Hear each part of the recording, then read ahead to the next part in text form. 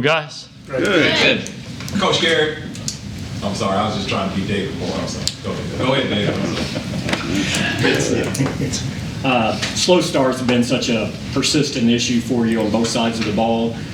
How do you address that, or you just address it as we just have to execute and we don't make an issue of it as we approach a game? Yeah, it's a point of emphasis every game, and you certainly want to start off fast. I think you have to look at each situation individually. What happened in this particular situation? How can we get better from this particular situation? And how do we execute better in all three phases? And again, it's more about consistent execution. I think in each of the games, if you go back and look at us offensively, there have been a lot of good things. We're moving the ball, whether it's a turnover, we have a minus play, something that prevents us from scoring on a couple of those early drives.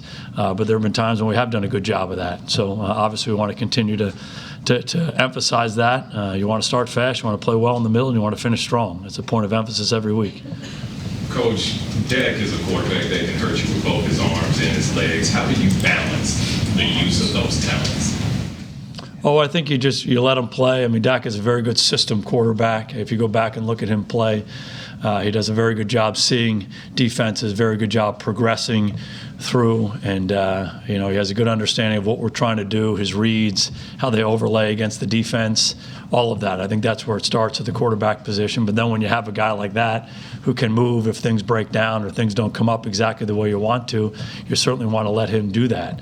And then the other part of it too is the read option game, some of the zone read stuff that he's been so good at.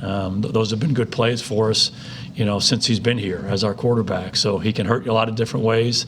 He has very good judgment in the pocket, very good judgment when he's out in space, and can make a lot of little plays and make a lot of big plays, both within the system and when the play breaks down.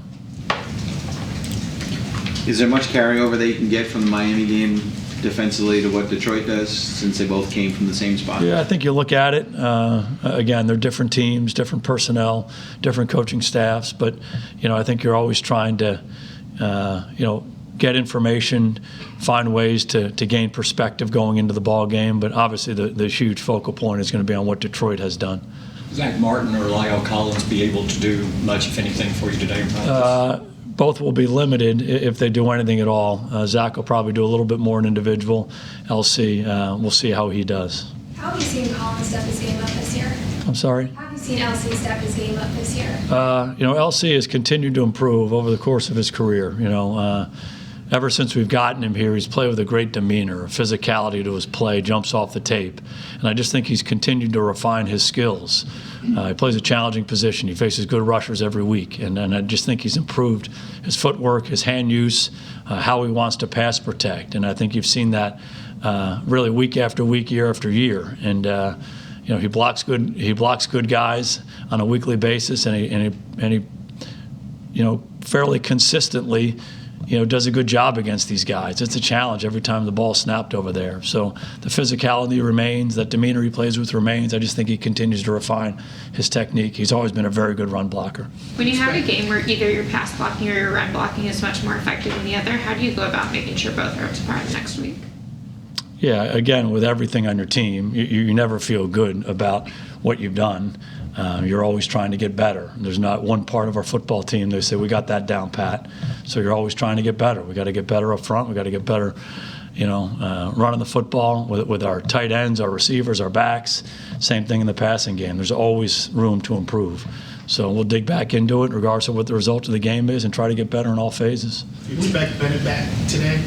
Yes, he had a family situation yesterday. How would you describe the mood and demeanor of your team, and what's been your message, given that I'm sure you didn't expect to be where you are in 5-4? Yeah, our message is really pretty consistent. Come in every day and focus on the task at hand. Focus on us, on today, and on what we need to do to play our best football. And that's consistent. That's been consistent for a long time around here, independent of what the results are. And that's we find we play our best when we do that. So you lock in, you learn from your experiences, you build on the good, clean up the bad, and keep moving forward. What's the thought process of going back in pads yesterday in practice? Is that just something you pre-planned, or was it based off what happened on the ball game? Yeah, typically we practice in pads on Wednesdays. And I hadn't seen that on a Wednesday the last couple of weeks, that's why. past? Well, we didn't practice in pads the previous Wednesday because we played a Monday night game. We got back at 5 o'clock in the morning. So we came back in on Wednesday and we had a different kind of practice, but that's really the only time that's happened this year. What's We've your been a concern? padded practice team on Wednesday all year long. What's your concern level for Jeff Heath and his shoulder as it relates to Sunday? Yeah, we'll see. We'll see. Jeff's going to keep trying to work through that. He's been dealing with both those shoulders for a little bit now, and like we talked about, was only able to play on special teams the other day in the game. So we'll take a situation day by day. CJ Goodwin, knee soreness. Yeah, just wasn't able to get that knee warmed up. Banged it up a little bit in the game. So hopefully he'll be able to do something today. Jason, back to the slow starts, there's a lot of evidence that they've contributed significantly in the 4 games you've lost this year. Have you identified anything, or do you have any ideas about what you can do differently to change that? Yeah, again, it's really looking at each situation individually and what we did or didn't do to execute in all phases of our team. And, I think the positive thing is it's a 60-minute game, and our guys have responded to those situations and given us great opportunities to win, most of those games. So you just got to keep playing. You got to keep working on it. You got to keep, getting yourself to a point where you can execute early and execute consistently throughout the ball game. I think every team in the league is probably striving for that. We know this is the NFL set up as a league of parity, but when you look at your roster, do you say it feels like we have more talent than a 5-4 record? Again, we just focus on our approach and what we need to do each and every day as coaches and players to be our best. And we got a good group of guys that come to work every day, and that's really what we focus on. Jason, how do you explain Amari Cooper's ability to rest, to be limited during the week, but then come game day, explode for big performances? Yeah, we have a lot of guys who you need to kind of work your way through situations over the course of the year, and that's been really my history throughout in my career in the NFL. Sometimes guys are coming off of something and they just need to, work their way through a Wednesday practice or a Thursday practice. And sometimes they practice on Friday full speed and they get themselves ready to go. Or for practice, we believe players should practice. That's when they're able to play their best. But, if you're dealing with something, you got to deal with something. And our medical staff does a great job. We try to communicate with the player, see what he needs to do. We have guys who want to fight through. We have guys who want to practice. But, again, you have to be smart. The most important 3 hours is Sunday. So you got to be able to get some guys to the game. And I think our guys have done a good job of that throughout the year.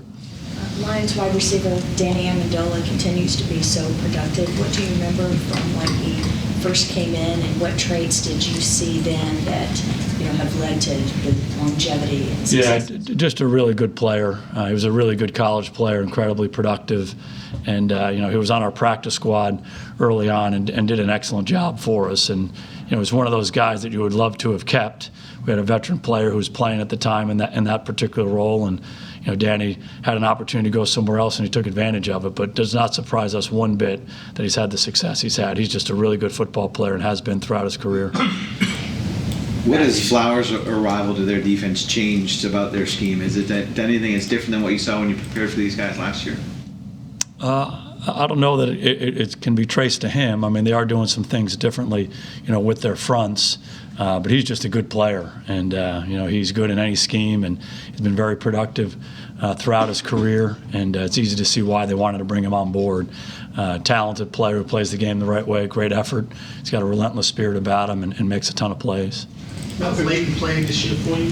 Leighton, how's he played for you? Leighton's done a good job.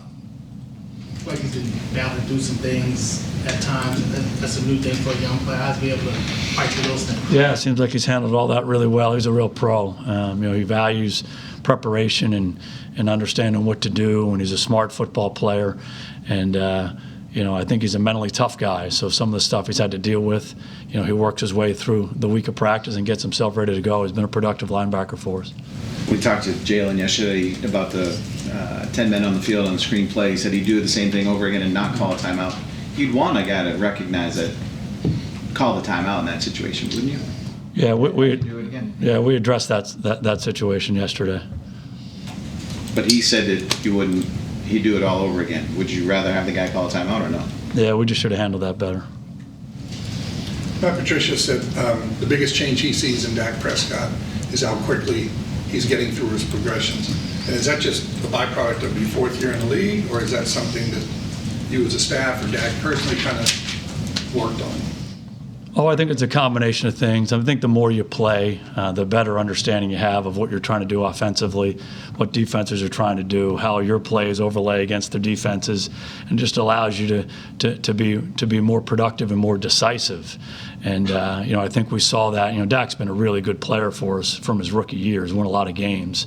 But there's no question he continues to grow as a player. And I would agree with that assessment. He's very decisive. He's throwing the ball with conviction.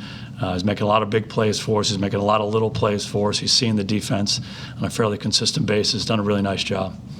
So part of that progression, allowing him obviously to take fewer sacks now than obviously he had a very high. Yeah, I think the cleaner you see the defense, and the more quickly you get through the progression, I don't think there's any question the ball is going to naturally come out quicker for you. I do think our offensive line is protected well. I do think the guys outside have done a good job giving them places to throw the football. I think it all works together. Matthew Stafford's been banged up for the Lions. Obviously, what's the challenge of not knowing exactly which quarterback you're going to go up against and preparing?